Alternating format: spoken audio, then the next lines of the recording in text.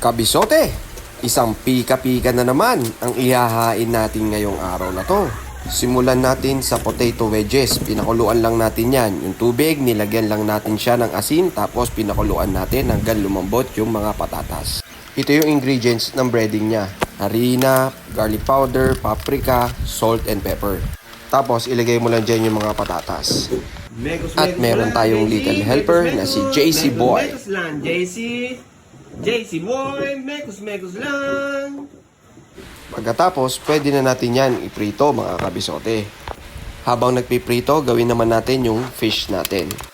Cream dory ang nabili ko mga kabisote. Iwain lang natin ng mga bite size. Tapos titimplahan natin marinate. Sa isang mixing bowl, ilagay ang isda, lagyan ng lemon, isang lemon ang ginamit ko, salt and pepper. Tapos, yung sobrang breading ng potato wedges natin, dagdagan lang natin